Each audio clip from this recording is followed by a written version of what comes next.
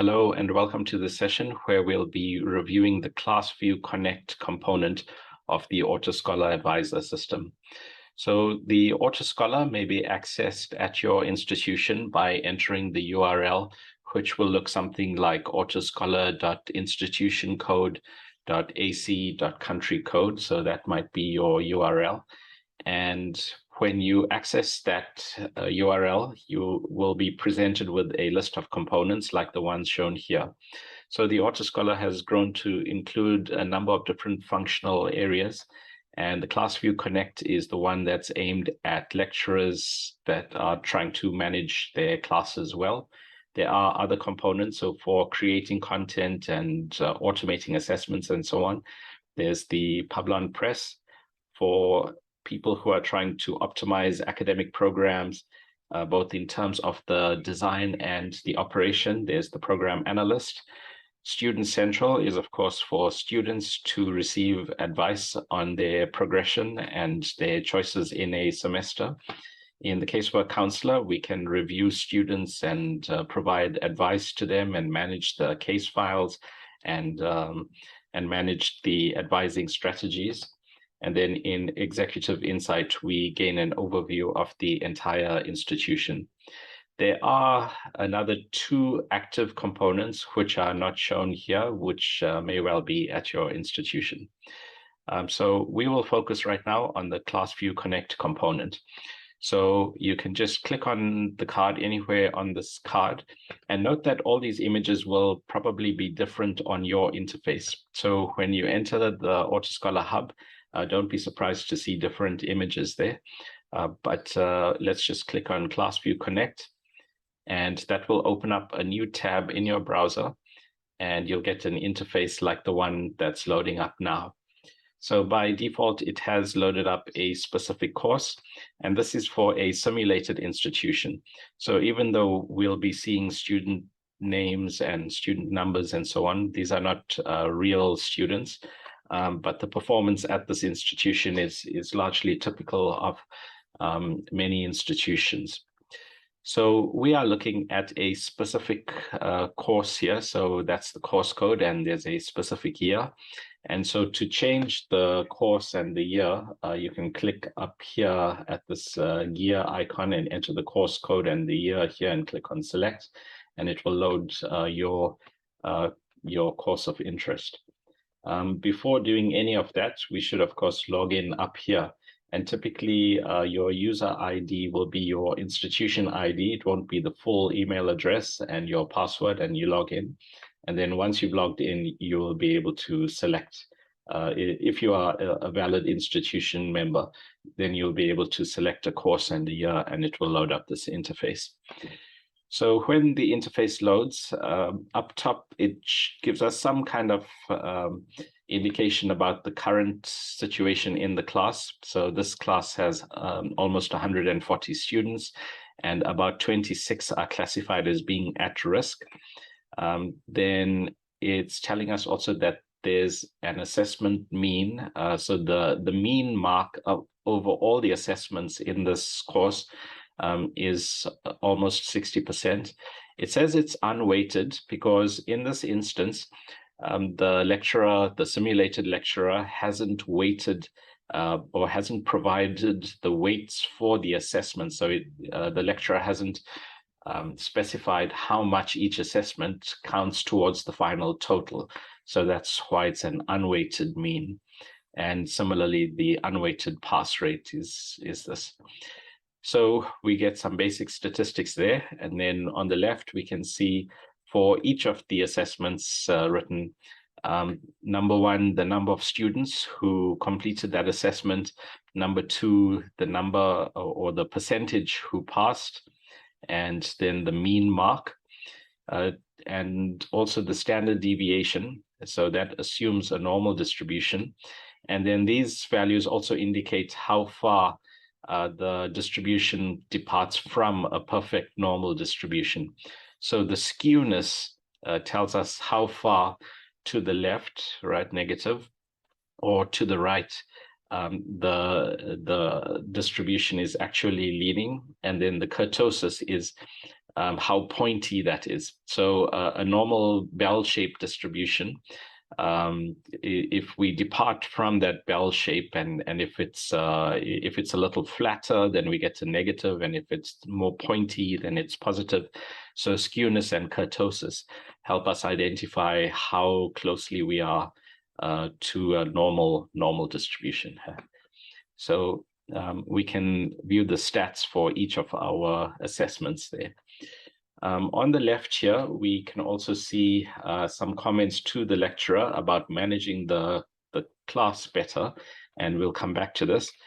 But looking further down on the left here, we can see a list of high-performing students, and you can also search among the students. So this is a little search bar up here.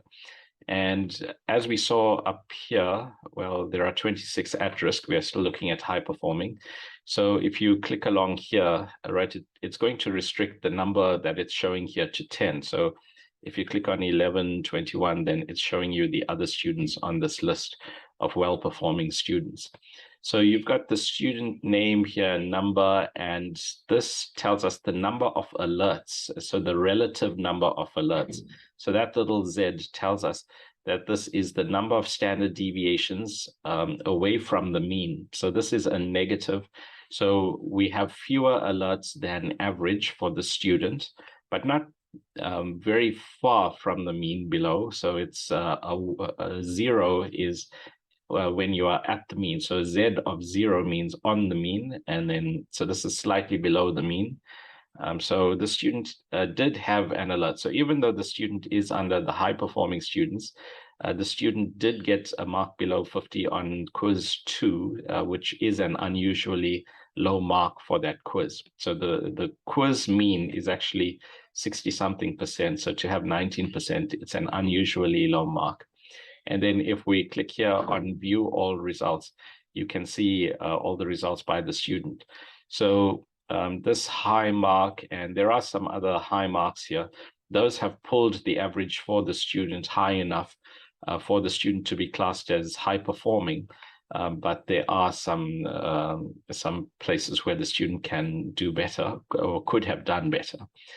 There are other assessments that are highlighted in red. So that's because the Z value is it's not in the very high range for a high performing student. So although it is above the mean, right, the Z value is more than 0. For a high performing student, it's not very far above the mean. So there are other places the student could have performed better to be in this group. So that gives you some quick sense for how that student has been performing. And you can do that for all the students, of course. So you can look at all their results, and you can browse all the students. So that's the high-performing group. And then we come to the students who are thought to be at risk by the system. So the system is looking through all the results for each student on each of the assessments. And here's on the exam, the mark was very low there, and that is unusually low for that exam. Also for the tests. And so on practically everything, this simulated student hasn't done too well. And you can just see the raw data like that. So again, the Z value is the number of standard deviations away from the mean. So you can page through all these students, and you can advise these students as well. So, well, we'll see later on, there's a space for advising these students. So that gives us a quick sense for what's happening in the course. So that's on the landing page of ClassView Connect. And on the right here, the service is also recommending to the student or to the staff member that no advice has been given to any of the students. So even though all this information is available to the lecturer, and it's pretty late in the semester now to have written so many assessments, but still this lecturer, the simulated lecturer, has not rendered any advice to any of the students. So it's suggesting to the lecturer here, please use the messenger or the auto messenger to do that. Then the concept scaffold is not in place. So concept scaffolding, that's something we'll look at just now. There are no learning resources attached. And so If you have concepts defined, then you can attach resources to concepts, but that hasn't been done here. The assessment schedule has not been defined, and of course, we should define our assessment schedules early on in the semester, otherwise the students can't plan. And we also, across the whole program, we need to plan and space out these assessments, and that's not been done. And then the metadata for the assessment, as we said earlier, we haven't declared the relative weightings among these. There's other metadata that can be specified, so you can connect that to the concepts as well, but none of that has been done. So it recommends to the lecturer to take action there. So that gives you a quick sense for what's going on in this class. And then if we drill into some of the detail, so if we look under student performance, let's just load up all the students in this class. And so, of course, as usual, it's giving us the same information on the landing page, and also more detail on the students at risk. So if we click here, again, of course, we can have a quick look at what the student is doing. But now we have an advising section here as well. So it's not shown on the simulated data, but there is an advising system that you can use to send custom messages to students, as well as auto-generate messages to all the students, and you can customize those messages. So those automated messages can be customized according to the data in those students' profiles. So, so this part we've largely talked about. There is some other information that the system will provide you with here. But for a more detailed look at the students and their performance, what we can do is go on over to the student records, and let's just load that up. And so it's showing us, so again, we can just start typing a student name here, and it will filter the list for us. But when we select a student, it shows us on this side that this student is currently on track to graduate with a lower second degree, and the reason is this credit weighted average. And the student can reach an upper second if that student starts to perform at this higher level. And there are still credits remaining to pass this degree, so or to graduate. So there are opportunities to raise that average and so get a higher class of graduation. And this is quite useful for the student to know. In fact, on the student central component, exactly this advice is rendered to the student. So the student always knows what degree they are on track to graduate with, and what class of degree they can or should aspire to.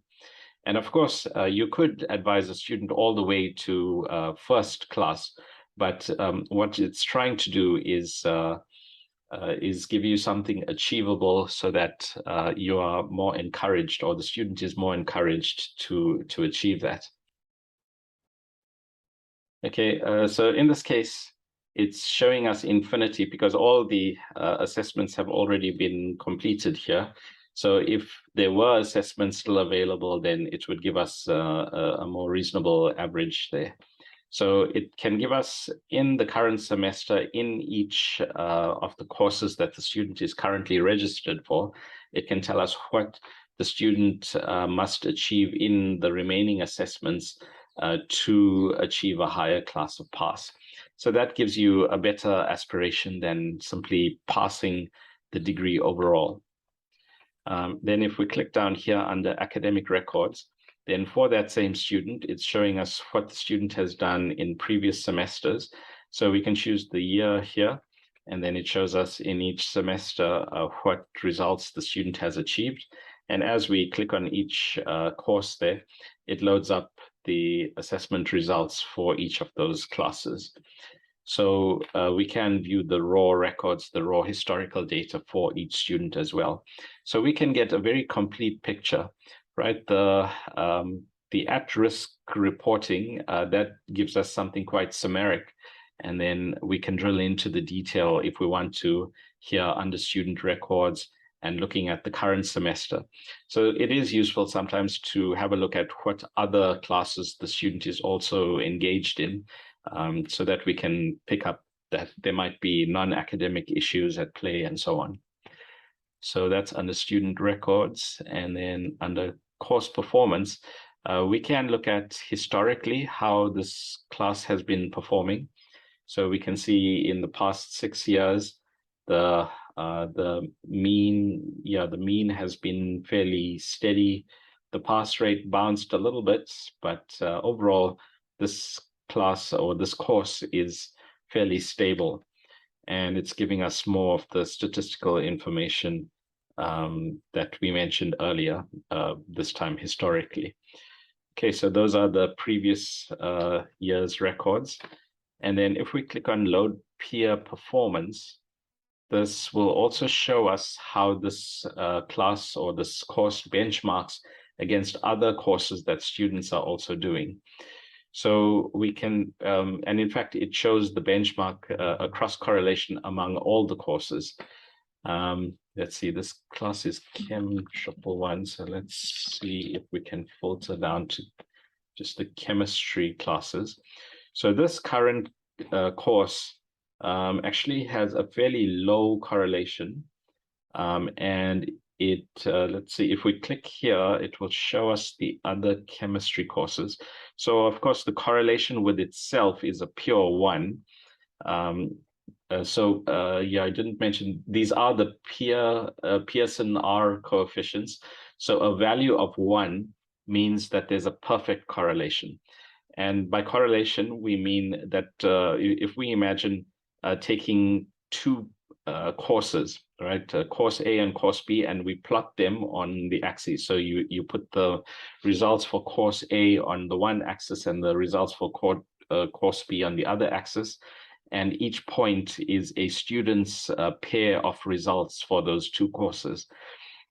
Then if they fall on the same exact line, if the results are identical, then it's a 1. And you'll really only get that if you use the same course, right? It's very hard to imagine two courses are so perfectly correlated that you get a perfect 1. So if you take the same course's data against itself, then you get a perfect 1. You'll see sometimes negative numbers. So you do have some inverse relationships between courses. And even though this is simulated data, in real data, we also see this sometimes. And quite often, they might be quite conceptually different. There are real reasons for this happening. So for example, if you have students who are more interested in physics than they are in economics, then you'll see a negative correlation like that. That can reflect something conceptual. But typically what we are looking for are nice high correlations and trying to understand why there might be a strong correlation between a third-year maths class and a first-year chemistry class. So we can look among these correlations and understand why there might be conceptual similarities. Also, we sometimes observe that certain classes just have a low correlation with everything, and that shouldn't really happen, right? When you have a class or a course whose records are consistently low in correlation with all the other peer classes that students are taking, that might be an indication that there are non-academic factors at play in that class. So it might be that there's something about the way the class is being managed rather than that the content is very different. So we can look for indicators like that, and that can give us some sense for whether we need to look for other opportunities, things that might be affecting performance other than the content itself. So that's the beginnings of trying to understand how our classes are performing and trying to improve the performance in the class. Then looking at the concept scaffolding, there's just a big blank for this class. And so this is an editor that helps us create the concepts. And just briefly, I'll just load up a sample here. So down here under Manage Graphs, you'll see Load Sample. So if you click on that, you can see a graph has loaded. So a graph in the strict sense of nodes and edges, not a graph like a plot. People sometimes use that word interchangeably. But you can see the nodes are the concepts, and the edges, these are unweighted edges. They just tell us which concept is fundamental. So reactor design, in a course I'm teaching currently, the reactor design might be the concept, the core concept of or the capstone competence that we are trying to develop. But to do reactor design, we also need to know mass transfer, we need to know heat transfer and momentum transfer. And then, for instance, to know heat transfer, we need to understand heat convective flow of energy, and we might need to know conductivity. So it's about trying to understand which concepts are related to which other concepts, so that, for example, if a student wants to identify what is my real difficulty? Why am I not performing well in this class? Then the next layer of concepts, maybe I'm weak on momentum transfer. Then why am I weak on momentum transfer? Maybe my understanding of viscosity is not strong enough. So that's one application of this. Also, when we are teaching, when we start a new topic, so if, for example, we start teaching mass transfer, then we can say to the students, all right, we're going now into mass transfer, and to understand this well, please go ahead and revise your understanding of diffusion and convective mass transfer. So we can point to what preparatory material should be reviewed.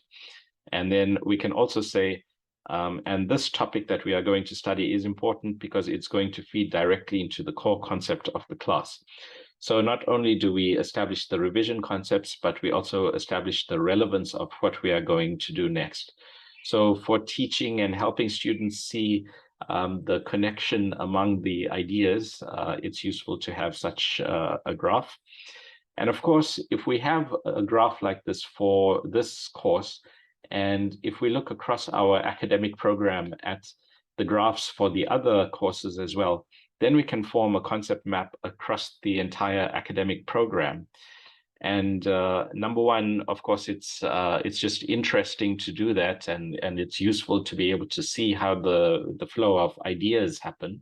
But it's also useful for design, because once you have this graph defined, you can analyze it. You can look for things like overload of concepts and that term cognitive load and things like that. You can use such a graph to optimize the placement in a curriculum. So all this leads nicely to curriculum design as well.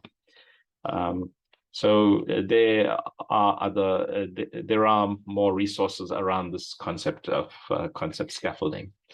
So those are some of the things you can do in ClassView Connect. This is the 3.1 version, and there are still some other aspects that are mentioned here, which are still being massaged into place, and those will be coming along, and those will be described in more detail in future videos in the series. Thanks very much for listening.